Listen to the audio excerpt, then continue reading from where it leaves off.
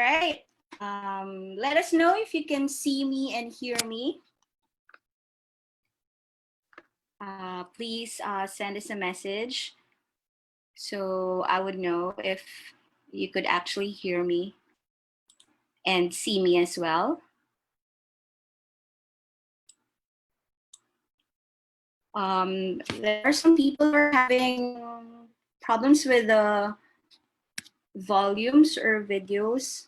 Our team will try to help you navigate soon. So welcome to all the participants and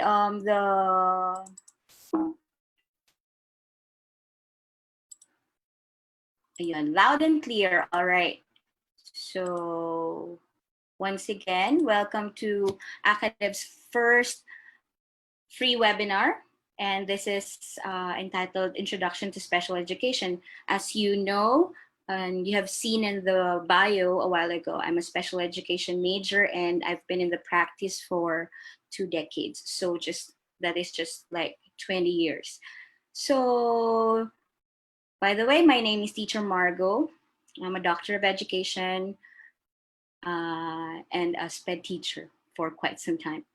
All right, so we have a lot of participants and this is actually our gift to you for giving us all your support, for all the likes, the followers, and for actually registering to our different webinars. So you have seen we have a lot of webinars upcoming. So please click like and follow our pages. So we offer these webinars for a very, very affordable price because as you know, we envision actually a community of teachers who will have the same practice at ang gusto lang po natin dito ay ibigay kung ano yung dapat para sa mga bata. All right, so hello everyone, raise hand. All right, I am seeing someone who's raising the hand. Hello everyone, once again, welcome to Introduction to Special Education. I will be your facilitator for today. I'm Dr. Margaux Palencia, but please call me Teacher Margaux. So later we'll see each other in the videos. But for now, I'll be moving on. So I'd like to say hello also to the people who are in Facebook Live. So side by side, we are in Zoom.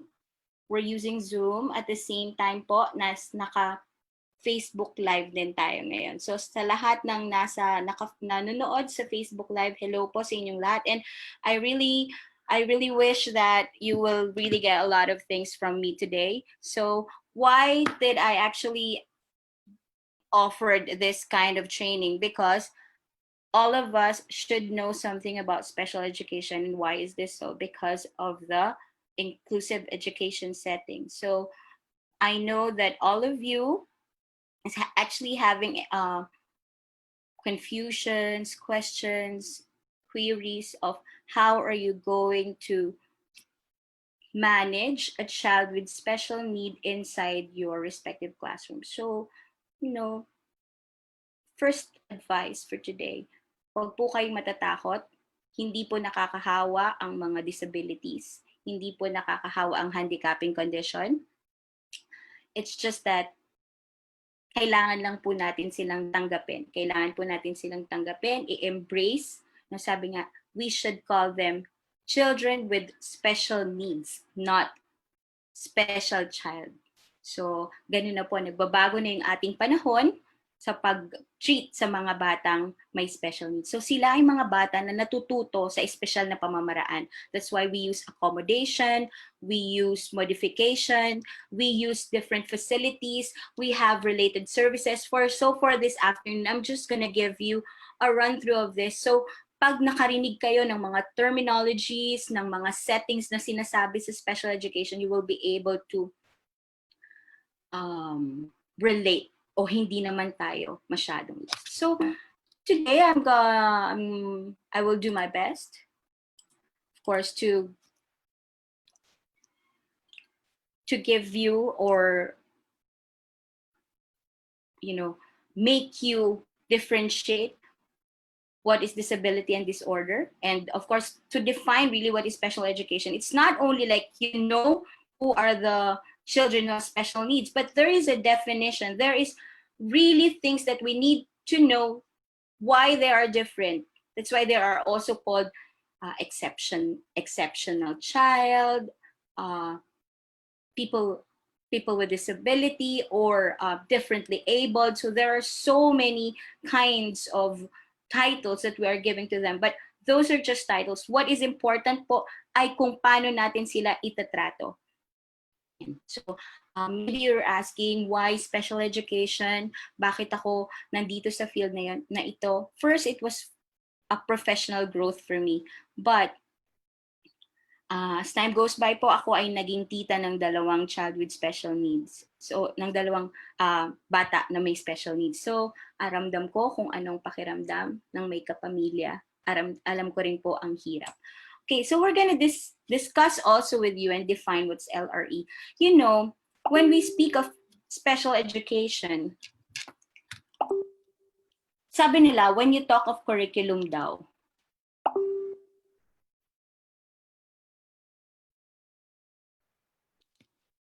when you talk of curriculum daw, it's the what and the how. So, kapag may tao na tinanong sa'yo, what's your curriculum? There are two things that you have to answer, and that is, what are you going to teach and how are you going to teach it? But in special education, may pangatlo pong tanong. Merong what, merong how, at meron ding where. And this is called the LRE, or the least restrictive environment. So for today, whether you are a regular teacher or a special education teacher or a tutor or a therapist or an assistant teacher or an ate in a school, so lahat po yun, kasama kayo dun sa magiging placement ng isang bata. Okay, so let's move on. So first, let us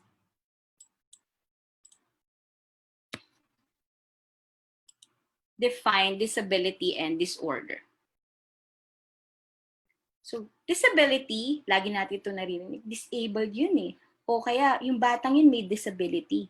Pero ano ba talaga yung pagkakaiba ng disability, ng disorder, ng handicapping condition? Pare-pareho natin yung naririnig. Pero ano po ba yung difference yan? So according to Merriam-Webster, disability is an inability to do something, or it may be handicapped. So hindi porket disabled ka, handicapped ka kaagad. Pero posible na disabled ka, handicapped ka din. Okay, later I will explain to you what's actually the difference of disability and handicapping condition. All right, so this is from another definition. Disabled if an individual have either physical or mental impairment that severely limits major life activities. Kaya di ba po, pag yung mga batang tinatawag nyo dati na mga retarded, mongoloid, ganyan, pinapaalam ko po sa inyo, bawal na po yang gamiting mga terms na yan. Ano? Wala na po tayong tinatawag ng mga mongoloid ngayon. At lalong bawal na bawal po, no, mga ka-teach, bawal na bawal po natin yung gamitin sa ibang tao. Yung making it a description of a person, yung mga sasabihin mo na, alam mo, para kang autistic. Nako, bawal na bawal po yan because it is actually a condition na pinagdadaanan ng mga bata. So, wag mo sasabihin na para kang autistic, no? Ganyan. Hindi po. Kasi ang tawag nga natin sa mga batang may autism ay child with autism. Ganun po. Or child within the spectrum. So, maging maingat po tayo sa mga pagtawag. Unang-una, maaring yung mga bata, hindi nila talaga yun nararamdaman. O minsan, hindi naman talaga nila naiintindihan. Pero ang mas higit pong naapektuhan ay ang kanilang mga pamilya. Lalong-lalo na po ang kanilang nanay, lola. Kaya maging maingat po tayo sa paggamit ng ating mga terms, mga ka-teach, no? So, going back, pag sinabi po kasi nating disability, for example, that person has a disability because he was born with cerebral palsy. So, that is actually a disability, no? Kasi pagka panganak mo, crippled ka na, di mo na nagagalaw yung kamay mo o nakatabingi na yung paa mo, ngayon, magkakaroon ka ng handicapping condition para kumilos sa buhay mo in the major life activities like hindi ka makakapaglakad, hindi ka makakaakyat sa stairs, ganyan, hindi ka makakababa sa kama on your own. Yan po yung tinatawag natin na handicapping condition. Pero meron din namang mga tao na may disability. For example, isa sa mga well-known no, na ginagamit nating tawag ngayon ay yung intellectual disability. No? Doon natin madalas maririnig yan. Ano po ba yung intellectual disability? Yung intellectual disability, yun yung tinatawag natin dating mental retardation. So, mental retardation is no longer being used. Ang tawag na po natin doon, mga ID or mga intellectually disabled. Actually, disability siya. Bakit? Kasi po, kapag ikaw ay may intellectual disability, automatically, when you take an IQ test, below 70 and 70 and below ang iyong IQ. So, ibig sabihin, disabled ang iyong utak. Ibig sabihin, yung brains mo, hindi niya kaya yung mga information more than a 7-year-old.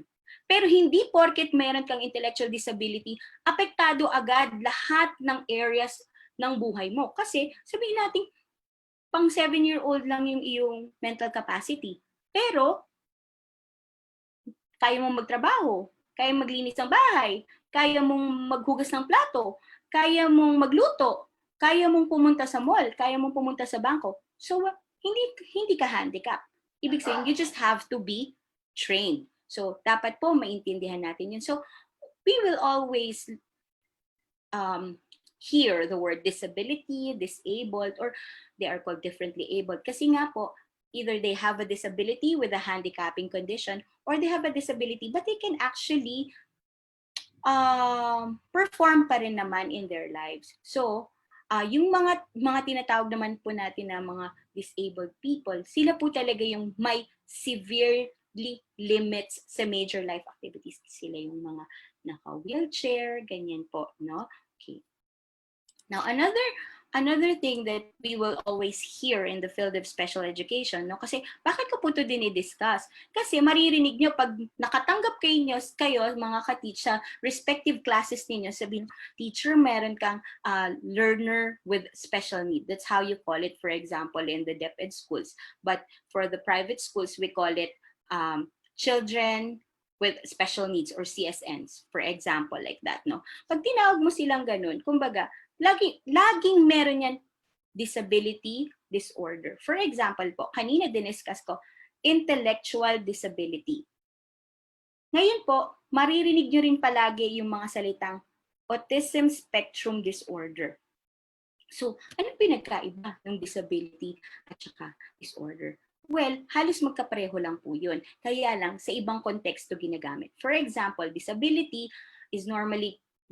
and handicapping conditions, normally po, nakikita natin siya sa mga batas. Kaya kung titingnan ninyo, yung ating Magna Carta for people with disability yung ginamit. Pero po, disorder naman is normally more of a medical term. So, this is more of a medical term that meets the diagnostic criteria of the DSM or the Diagnostic and Statistics Manual for Mental Illness to be labeled a disorder. So, nagkakaroon po siya ng mga clinical test, no?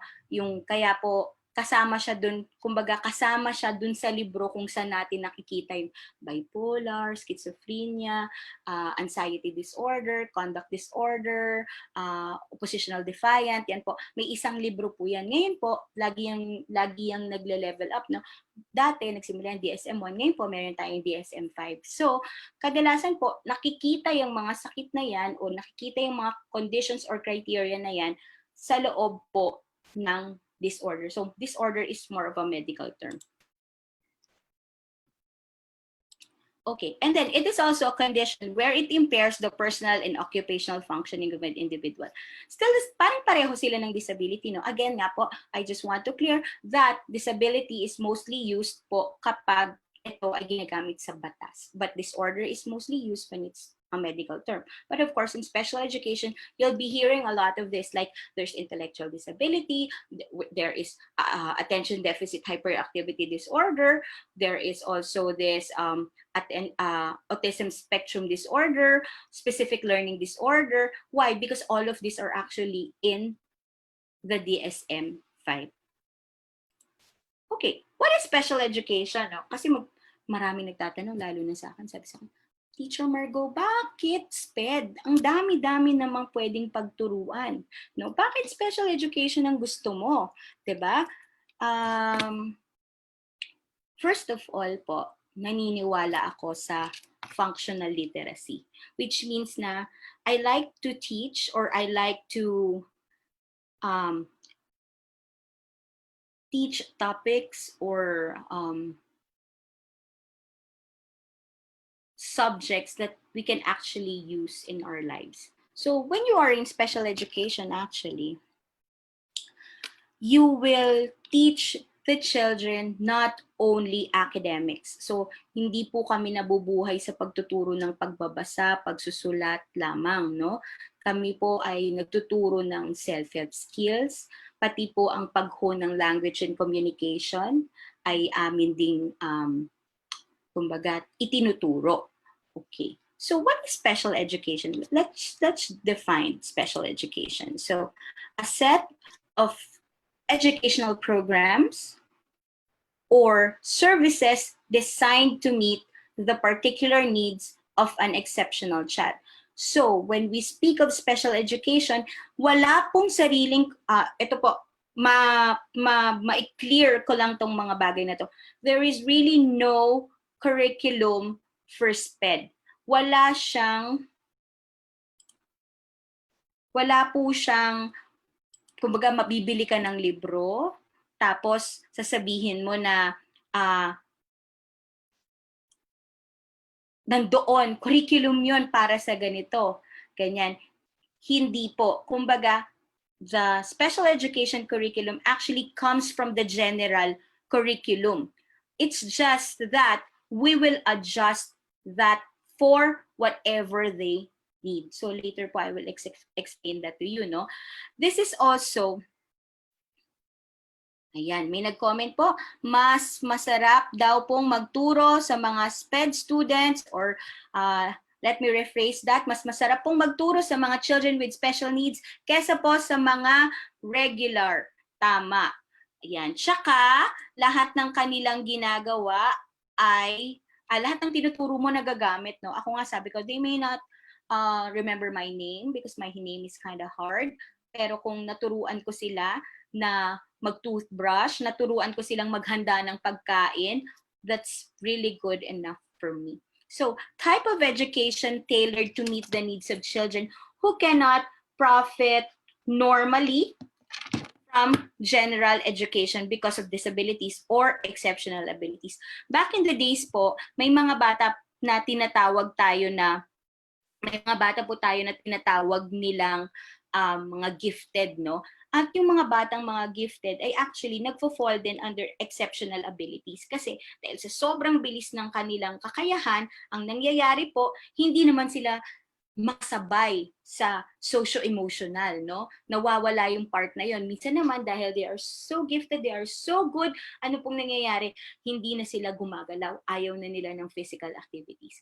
So, basically po, the SPED curriculum comes from the general curriculum. Kaya lang lesser. Kumbaga, kung ngayon, ang Department of Education, di ba, one of our buzz terms now in DepEd is called the MELCs or the most essential learning competencies. So, ang special education po, from the start, ganun na kami. Yung most essential learning competencies lang. Kaya po, yung mga teachers dyan, mga ka-teach, kung kayo ay nabigyan ng LSN, CSN, wag po kayong matatakot kasi yung curriculum po niyan, manggagaling lang naman din sa general education curriculum. It's just you have to accommodate. You have to modify. All right, let's move on. Okay, so another meaning is meet the meet the needs of a given exceptional child or a group of exceptional children or children with special need with educational plans and instrument. So let's talk about this, educational plans and instrument. Because in special education, you cannot say that the child is in special education if there's no tailored fit or customized education plan. Kaya po maririnig ninyo sa SPED yung salitang IEP, no? Lagi mo maririnig yan, IEP, that is individualized education plan. So what is my suggestion to the regular teachers there or the general education teachers? When you are given a child with special needs, no, at natatakot po kayo, wala pong problema na magtanong o magpa-assist doon sa SPED teacher po na nagpasa sa inyo. Ibig sabihin, there should be a proper transition. And at the same time po, dapat po mabigyan din sana kayo ng kopya ng IEP para alam lang kung ano yung mga priority for the child. Because, you know, when you're dealing with children with special needs, you have to identify kung ano lang talaga yung dapat niyang matutunan. Not so much, no? Hindi po yung, kung alam mong hindi mo mame-mainstream, huwag mo lang ipilit, no? Okay, so since we are talking about educational plans, let me discuss with you a bit of what is mainstreaming and inclusion. No? We have two programs in special education that we are practicing here in the Philippines. Of course, aside from the one-on-one, the therapy, ganyan. Pero sa ating pong mga paaralan, meron po tayong dalawang programa. Yung isa, yung mainstreaming, yung pangalawa po ay inclusion. Pero ngayon po, according to the Department of Education, dapat po i-practice natin ang inclusion. Kaya lagi nating sinasabi, bawal tumanggi. Di ba? May ganun tayo. Bawal tumanggi. Bawal na daw po kami tumanggi kasi inclusive education na daw po. Inclusion, inclusion, inclusion. So, first and foremost, since we are how many here? As of now, we are around like 200 plus, no? Sana po dito sa atin, tayong mga nandito sa meeting na to,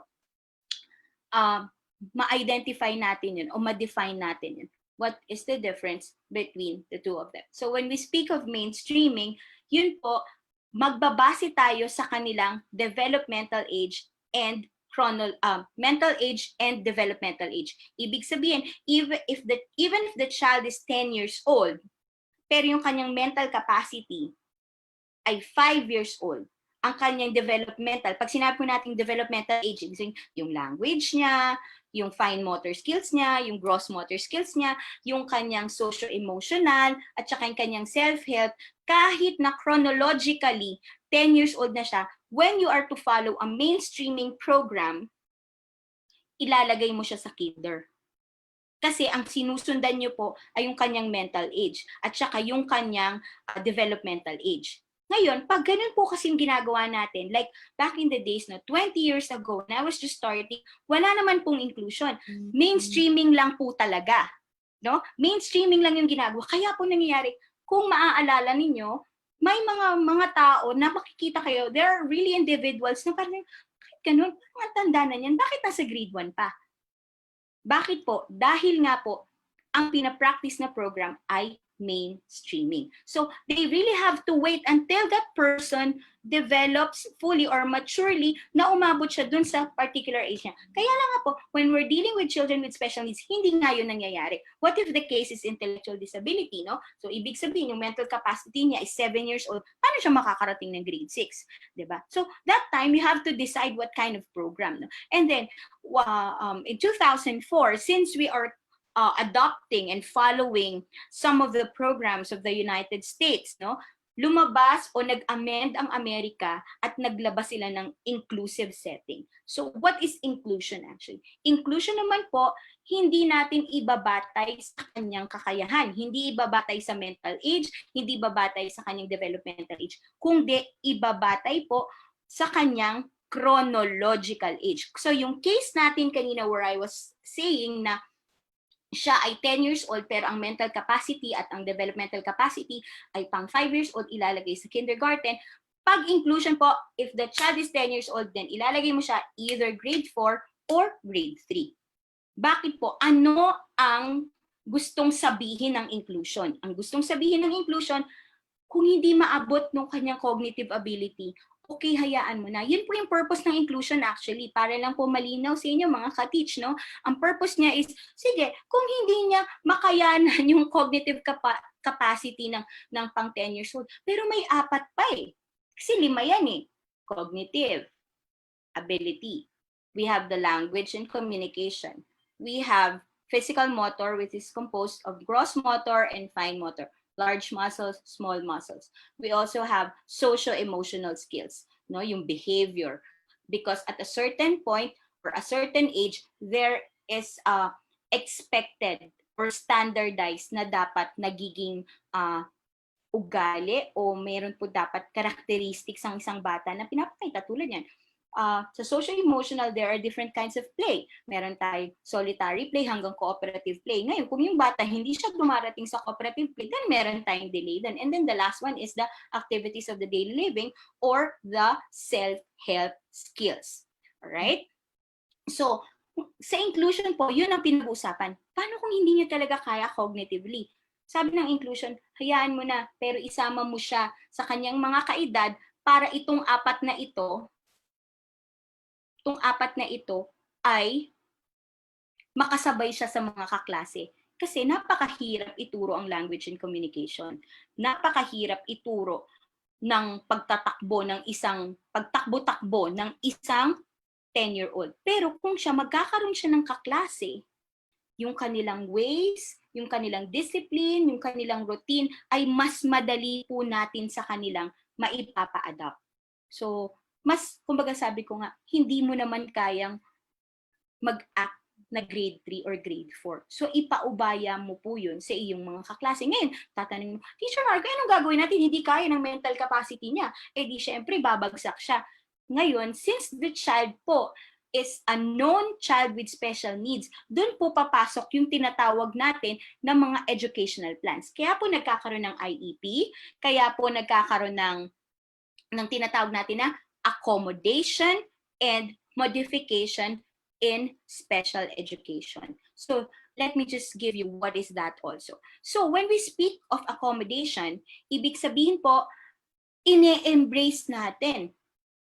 Kumbaga, ini-embrace natin, tinatanggap natin yung kanilang kondisyon o kung ano man yung limitations nila. So pag sinabi po nating accommodation, sige, ano bang accommodation ang pwede kong maibigay sa kanya?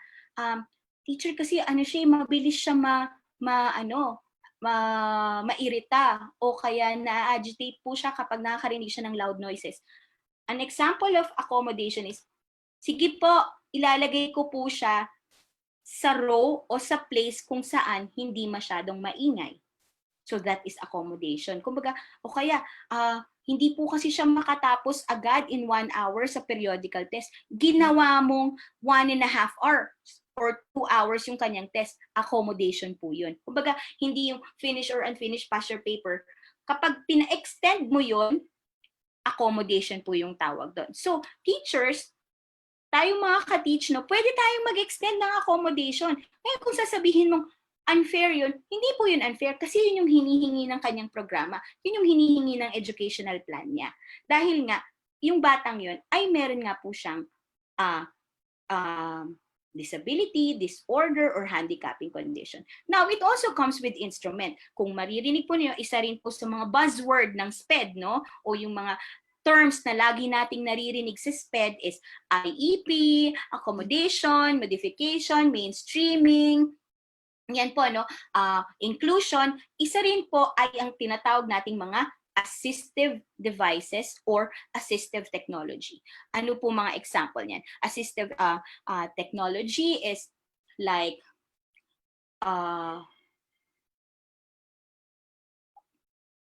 talking calculators, talking clocks, no? Bawa, yung bata, malabo yung mata niya. Ginamitan mo siya nun. Ginamitan mo siya ng magnifiers, no? Yung pampalaki ng mga letters. O kaya, ginawa mo yung test paper dahil malabo yung mata niya, Print mo, dapat yon font 12 ka lang. Pero dahil ina-accommodate mo na malabo yung mata niya, na may visual condition siya, print mo siya 20. 20 ang font. Accommodation po yun. So yun yung mga pwede natin, maliliit na bagay na pwede natin gawin para sa mga bata. Na hindi naman po yun masyadong kailangan na ikaw ay SPED major. Kahit ikaw ay regular teacher, kahit paanong major mo, isipin mo lang, paano ko kaya when we speak of accommodation, if I want to tell you this in a very layman term, no? Is, paano ko ba mapapadali yung buhay ng batang to? Ganyan. Parang, what can I do or how can I assist this child so that his or her life will be easy inside my classroom? Diba? So, kung nadidistract, gawan mo ng paraan para wag ma-distract. Kung nabihirapan magbasa, ilagay mo sa harap. Parang ganyan, no? Ngayon, meron pang isang ginagamit, which is called modification. Pag modification naman po, kadalasan ang gumagawa ng mga modified exams, modified seatworks ay mga SPED teachers. So, ang panawagan ko naman sa mga ka-teach natin dyan na SPED teachers, kung kayo ay nag-work hand in hand with a Gen Ed, pakitulungan nyo naman pong mag-modify. Kasi hindi naman din nila masyadong kabisado o alam kung paano mag-modify ng mga lessons for children with special needs. So most of the time po, accommodation is being used or being done. Ang talagang gumagawa ay mga Gen Ed teachers. Yun nga po, ang lagi nyo lang tatandaan, paano ko ba matutulungan tong batang to? Paano ko ba mapapadali? Ang panawagan ko po sa inyo, huwag kasi kayo matakot. Kasi kadalasan, naku, meron akong special child, ganyan yung sasabihin. Naku, patay na, baka kagatin ako. Naku, hindi naman po ganun. Be kind naman po sa kanila. So, sila lang po ay may ibang pangangailangan na pwede nating ibigay. Yun lang po. You just have to use your heart. Sabi mo, paano ko ba mapapadali yung... Isipin nyo, kapatid nyo siya. Isipin nyo, anak nyo siya. Pamangkin niyo siya, paano ko ba matutulungan itong batang to para mas mapadali-dali yung buhay niya? So, for another example, just to give you an overview of what's the difference between accommodation and modification. For example, in an examination, kung ikaw ay mag-a-accommodate, same number of tests siya with the regular students, pero extended ang kanyang time. O kaya kung hindi talaga kaya, 5 araw siyang nag-e-exam. Isang page kada isang araw, pero the same examination. Yun po ay accommodation. Ngayon, kung ito naman, hindi niya kaya, so we need to modify. No? Paano mo naman gagawing modified test paper? Kung ang last ng ating examination, most of the time, sa quarterly examination ay essay, sa kanya, enumeration na lang. O kaya sa kanya, drawing na lang. Kumbaga, ibig sabihin, bababaan nyo po yung level. When you change something, kinontian mo yung exam, dinalian mo para dun sa bata, iniba mo, ni-revise mo, instead na written, ginawa mong oral, mga modifications po yun na ating ginagawa. So, you just remember those terms, no? You should know how to read an IEP. Dapat alam nyo pag nakakita kayo niyan. You should know what are the different disabilities and disorder. At the same time po, no, dapat alam natin what is accommodation and modification. And pinakamahalaga po, kailangan alam nyo yung difference between inclusion and mainstreaming. So now, in special education, going back to this slide, what is actually our goal in SPED? Our goal in SPED po ay to bring the individual to the highest level of his potential capacity. Pag tinanong mo kami mga SPED teachers, ano bang goal mo dyan sa bata na yan? Parang minsan, you feel that, sometimes you feel na parang wala nang pag-asa. Pag naiisip mo na gano'n na parang, bakit ganun? Parang walang pag-asa. Meron po yun. Kung ang iniisip mo na pag-asa ay yung maging katulad ka niya, hindi po pag-asa yun. Pressure yun. Pero, ang sinasabi ng SPED, ang hinihingi ng SPED is, bring the best out of this child. Bring this child to the principle of normalcy, kung saan siya mas parang nakakatanggap ng prinsipyo ng normalidad, no? Ibig sabihin, halimbawa, ang isang bata ay kaya namang makipag-usap kahit siya ay non-verbal, di ba? Halimbawa, deaf mute siya. Paano mo masasabing na-achieve niya yung highest level of capacity niya? Pag siya yung natutong mag-sign language. Ibig sabihin, kaya niya nang mag-communicate sa iba. So, ibig sabihin, pinapalawak mo yung mundo ng isang bata na may special need na dati ay maliit lang. Yun po ang ating goal sa SPED. Kaya po, SPED may be very technical, no? Parang minsan, parang ang technical ng SPED, ang daming mga kung ano-ano, may IEP, may related services, no? Don't focus on that, mga ka-teach. Pag yun po yung una ninyo, medyo talagang mabibilaukan kayo. Hindi po. Siguro po ang panawagan ko. That's why we're also giving out this free webinars for Intro to SPED. And don't worry po, please follow us. Hindi po yung unang webinar namin dahil yun nga, ako po, ang goal ko kasi hindi ko naman kayang turuan lahat ng bata.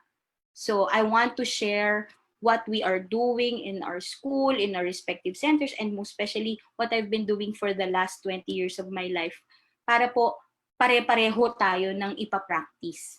No? Kaya po sabi ko, sige, since ang mga tao ngayon ay bukas na sa mga webinar, sige, I could even give you this webinar in the comforts of my home. So, magbibigay po tayo ng mga ganitong webinars para po tayo naman ay ma-enlighten sa field ng special education. Because I know a lot of people are, a little scared or they are confused, they are, kumbaga, automatically, dami kong kilala, parang, whoops, ayoko ng learner with special need. Parang ganon. Parang laging ganon, no? So parang, wag po ganon.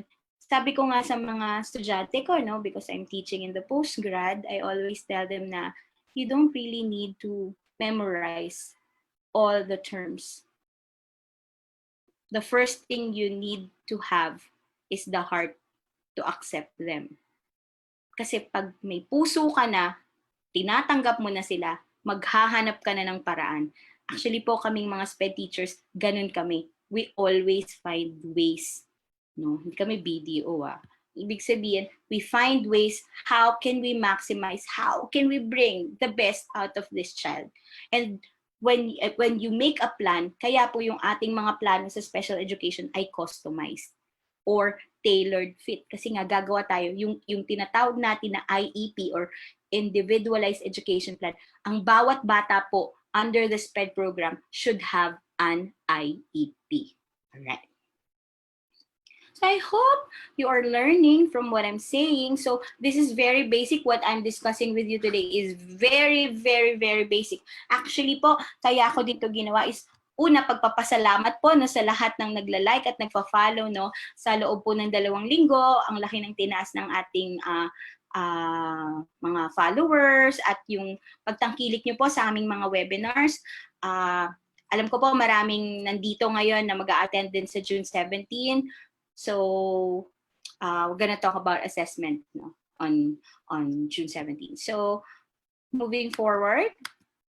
So this is also a specially designed instruction that meets the unusual needs of an exceptional learner. So bakit may mga unusual needs? No? Kasi nga maraming kondisyon, no? Meron tayong mga tinatawag na multiple disability. Minsan may intellectual disability na.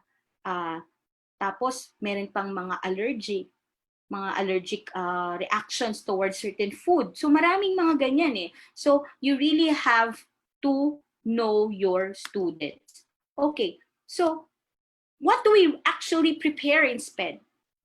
Although po, ito po ay pang SPED teacher, no? Para lang sa mga ka-teach natin dyan ng mga SPED teachers. Para alam nyo po mga ka-teach kung ano ang inyong dapat na ihanda. So we need to prepare special materials. We also need, of course, to prepare our teaching techniques. Yun nga po, unang-una po, kailangan yung malaman yung difference ng accommodation and modification. Kasi dun ka una-una magsisimula. Kailangan, kasi parang talagang sasabihin mo, hindi ko alam kung anong ginagawa ko. Talaga pong ganun. Pag hindi mo alam kung ano ang ginagawa mo, kung anong tawag sa ginagawa mo, hindi mo talaga siya magagawa ng tama. So, I'm just introducing you the terms so that if you want to do some readings and research, you can actually work on this. Okay. We have teaching techniques. We also have equipments. We also have facilities. So for example po, dito sa Pilipinas, no, magbibigay ako ng mga halimbawa ng mga eskwelahan na may mga equipment at may facilities, no, na talagang pang children with special need. Yung atin pong Philippine School for the Deaf and the Blind sa Pasay.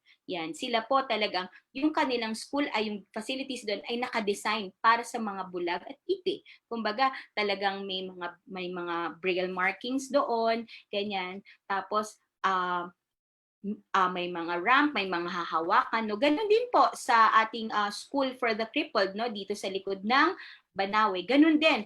Kumbaga, mas marami yung rampa, walang masyadong hagdanan kasi ine-expect na ang mga pupunta doon ay mga naka-wheelchair, nakasaklay. So those are equipments and facilities that you need. Ibig sabihin, kumbaga, halimbawa, kailangan natin ng equipment na ano ba to, mga electrical optical magnifiers para sa mga batang may visual impairment. Hindi completely bulag pero malabo, no, yung mga ang mata ay 650, 700. Yan po, alam nyo ba, pag kayo ang ganun ang mata ninyo, 650, 700, pwede na po kayong kumuha ng PWD card because, you know, that is legally blind.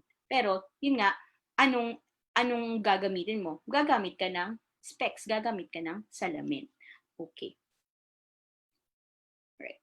Next is, okay, related services. We will, actually po, in the IEP, maririnig natin lagi yung related services. So ano po yung related services? Ito po yung mga naririnig natin na occupational therapy, yung mga OT, yan, no? Yung mga speech therapy, ABA o applied behavior analysis. We also have socialization therapy. So all those therapies po, ang tawag po doon ay mga related services na kadalasan pong nakikita din sa IEP. At ang mga kadalasang nagbibigay po nito o nagsasabi kung ano yung kailangang related services po ay ang ating mga developmental pediatricians. So para sa hindi nakakaalam, sino po yung mga developmental pediatricians?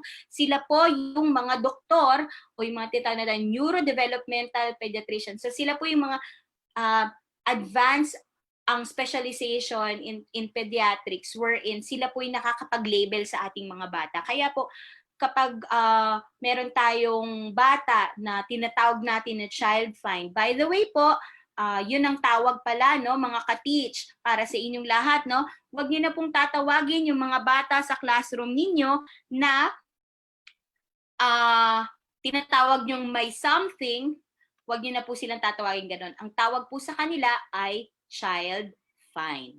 Okay po? Pakiulit nga po, anong tawag? Child find. Huwag niyo tawagin na may something, may sapak, may saltik. Nako, bawal na bawal po yan. Right. Okay, so let's move on. So, since we're talking about special education, syempre po, I'm also proud to introduce to you the patriarch of special education. Kung kayo kilala nyo si Vygotsky, si Tia J, si ako po ay follower ni John Dewey, no? So kung kilala niyo siya, the father of special education is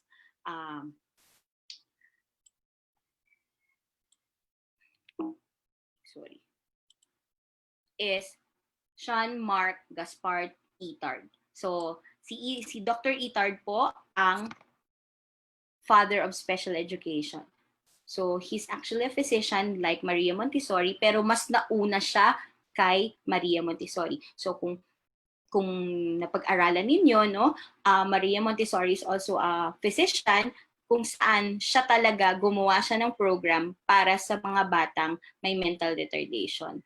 Kaya nga, yung Montessori curriculum ay self-paced, di ba? Mas more on manipulatives. Tapos over time, na-develop na, nakita kasi na ano siya nakita na effective siya dun sa mga batang medyo slow, di lalo na sa mga batang walang problema, di ba po? So, Dr. Itard is known for the story or the research of the wild boy of Aveyron. So, pag binasa niyo po ito po yung may nakita siyang bata, may nakita silang bata na 12 years old na parang si Tarzan. Nakuha siya sa woods. So all his life nakasurvive siya with the animals. Tapos nasa wild siya. Soon, syempre pag ganun po yung nangyayari, sabi nga nila ang intellectual disability hindi na pwedeng hindi inborn, pero pwede po na ma-acquire. Kasi halimbawa, ikaw isa kang bata, napunta ka sa kabundukan o sa gubat, walang nagturo sa iyong magsalita, ang naririnig mo ay mga huni ng ibon, mga tunog ng iba't ibang hayop, hindi ka makakapagsalita. Alam niyo po, sabi nga sa isang study, when the child don't speak, kahit naman may capability talaga siyang magsalita, when the child don't speak until 7, for the first 7 years of his life, he may not speak forever. Kasi parang napaglipasan niya yun. Napaglipasan na po niya yung stage kung saan dapat nag-a-acquire siya ng expressive and receptive language. Kaya po lagi kong sinasabi na 0 to 7 years old is very, very crucial para sa atin. Lalong-lalo na po in special education, when you deal with these children, we call it early intervention. And early intervention po is very, very important in special education. So, yun po, no? If you want to learn more about the contribution of Dr. Itard, no? Yan po. Basta po, ang ginawa niya doon, inampun niya yung batang yon, tapos ginamitan niya ng mga special techniques para matuto siyang magsalita. Although, yung batang yon, pinangalanan niyang Victor, hindi talaga siya nakapagsalita. Pero, napatunayan doon na na-train siya. So, ibig sabihin, kahit anong delay mo, meron pa rin training na pwedeng ma-acquire. Kaya po in special education, in relation to this, meron na naman tayong dalawang terms na isi-share ko sa inyo. No? One is educable and one is trainable. So yung mga estudyante po natin with special needs na kayang mag-grade 1, grade 2, grade 3, makatapos ng pag-aaral. We have a lot of that. Yung mga batang may Asperger, yung mga nasa PDD o pervasive developmental disorder, yung mga bata pong ganyan, nakakatapos po yun ng pag-aaral. So they are the educable ones. Pero po yung mga bata natin na nagpo-fall sa category po ng intellectual disability, sila po yung mga kasama po dyan yung mga Down syndrome, yung mga may Fragile X syndrome, fetal alcohol syndrome, ganyan, na may mental retardation o intellectual disability po, sila po ay mostly trainable. Ibig sabihin, hindi na kaya mag-acquire masyado ng mental capacity, pero kayang matrain, kayang utusan, kayang mabuhay mag-isa, basta't may routine. So, yun po, no? Tingnan din natin yung ating mga children with special needs, no? Ano ba tong estudyante ko? Educable ba to? Trainable ba to? Those are the things that you want to think about or, you know, at least consider when you are going to plan for the next placement.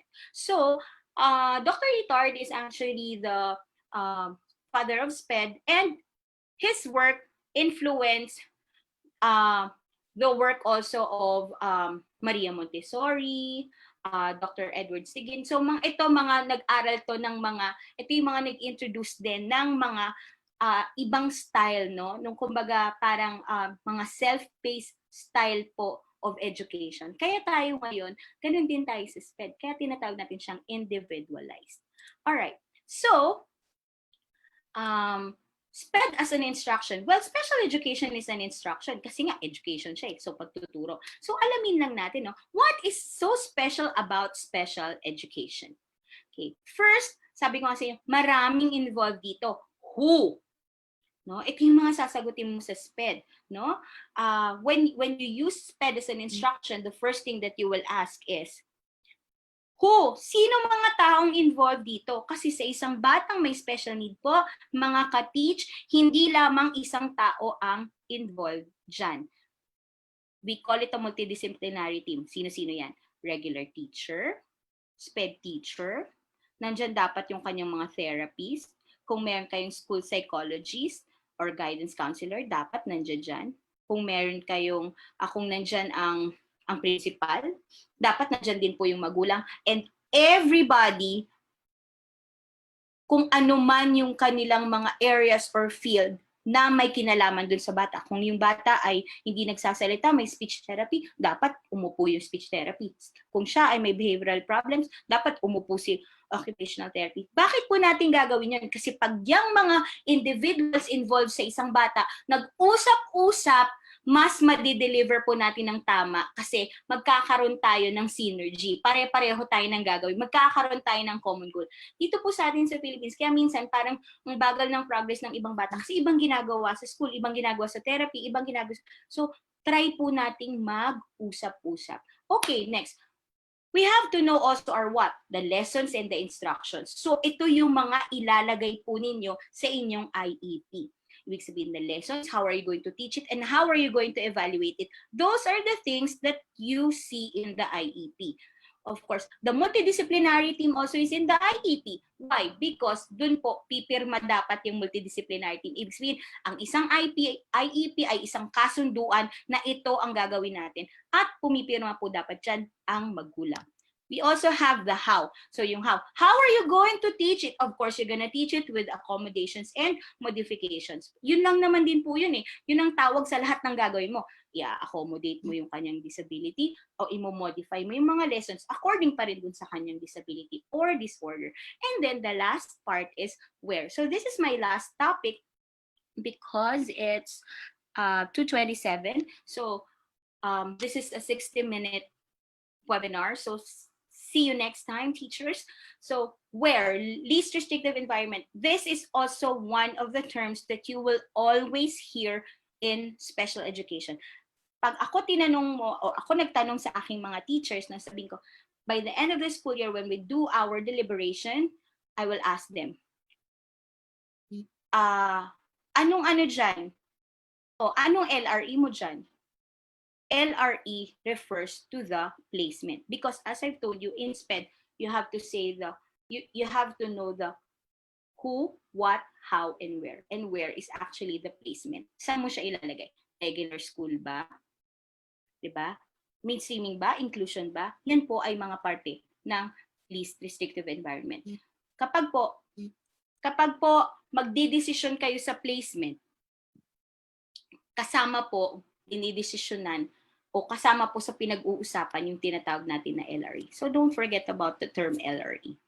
Okay, so I'm gonna show you here. I'm sorry. I'm gonna show you something, no? Look at your screen. Makikita niyo po, no? Yung isang arrow to your left says most, and then the arrow on the right side says least. So, ibig sabihin po, kapag ikaw ay pataas dito sa pyramid na ito, yan po ay most restrictive environment. Anong ibig sabihin ng most restrictive environment? Most restrictive environment po ay kung saan ang isang bata ay sobrang limitado. Kaya kung titingnan nyo siya, doon sa dulong-dulo, that's the most restrictive environment, homebound or hospitalized, no? So student receives special education and related services at home or in the hospital. So syempre, pag home-based ka na, edi ang liit ng mundo mo, kaya nga most restrictive environment. Ang restricted ng environment, may bahay ka lang, lalo na kung hospital ka lang, di ba? Kasi pero may mga bata pong ganyan, no?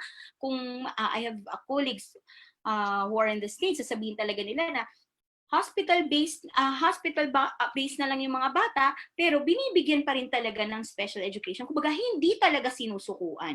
Okay, habang pababa, we have the residential schools. Ang residential schools po ay mga eskwelahan na kompleto yung facilities for a particular disability. Ang example po nito dito sa ating bansa ay yung ating mga eskwelahan sa Pasay, the Philippine School for the Blind, tsaka sa deaf po. Kasi meron po sila actually residential doon. Pwede silang tumira doon. Kasi nga, dahil nga meron silang handicapping condition, doon na lang sila para mas alam nila yung environment nila. So, student receives special education and related services. Again, related services refers to all the therapies that they are receiving po from the residential facility. So, dito po sa Philippines, wala tayong masyadong private na residential schools. So, kung kayo ay nag-iisip, pwede nyo i-consider yan, yung mga residential schools. So, pero bumaba na siya, di ba? Kumbaga, medyo naging lesser na yung kanyang restriction. Kaya po, as you go down po, yun ang least restrictive environment. So we have residential school. Kaysa nga naman nasa bahay ka lang at nasa hospital ka, so okay na residential school, no? Ngayon, sunod, separate school. Ibig sabihin, yan na, kung meron ka ng, kumbaga, papasok ka na sa SPED school. Ganyan. Puro kayo children with special needs lang. Tapos, sumunod, pwedeng nasa separate classroom ka na lang. Ibig sabihin, nasa regular school ka na. Pero, kumbaga, may regular school na kayo.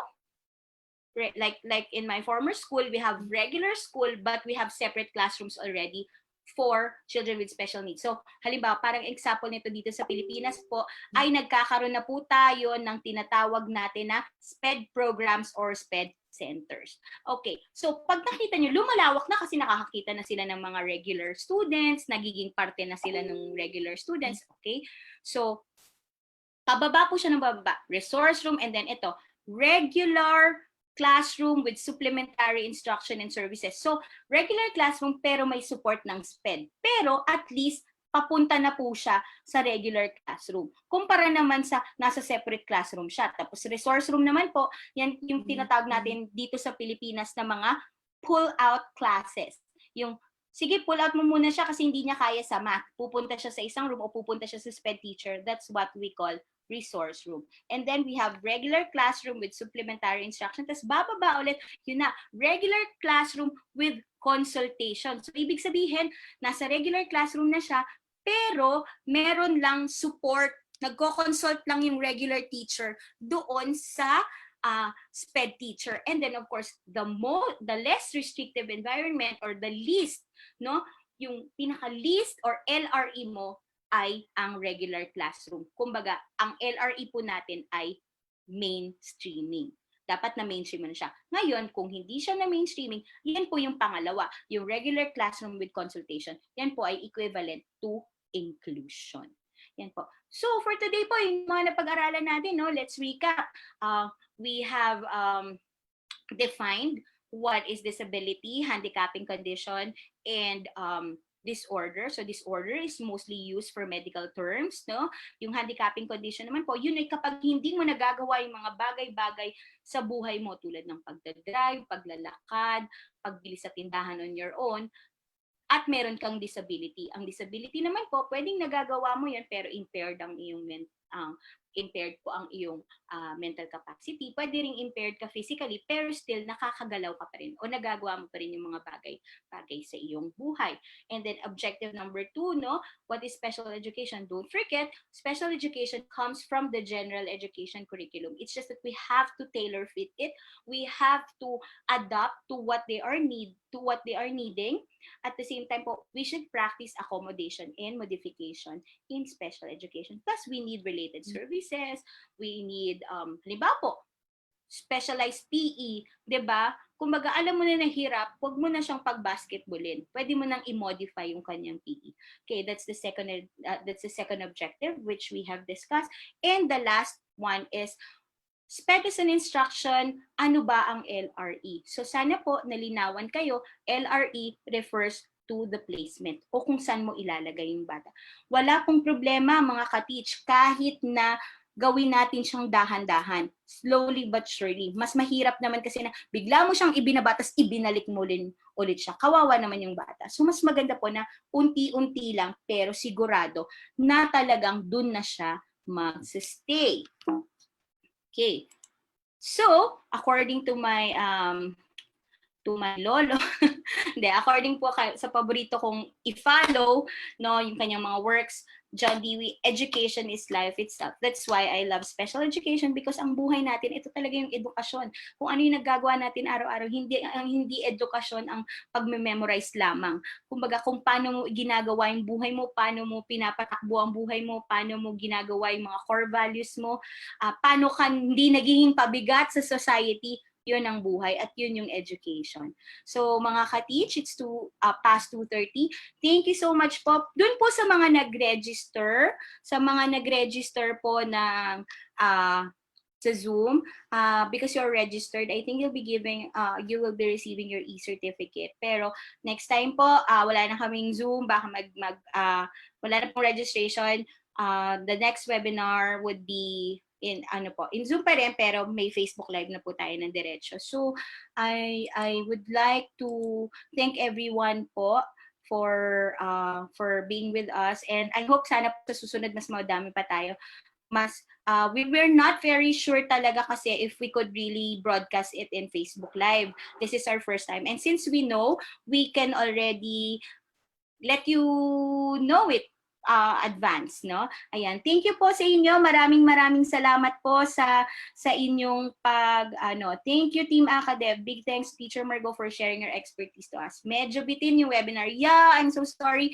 Pero gan po, alam nyo, ang brain, sa isang oras na naririnig yan, 10 minutes lang nare-retain. So sana nagsulat kayo. Yan po. Bitin, ako din nabitin. Pero dun sa mga registered for next week, Wednesday, I'll see you on Wednesday for our assessment. Thank you so much. And please continue to follow our page.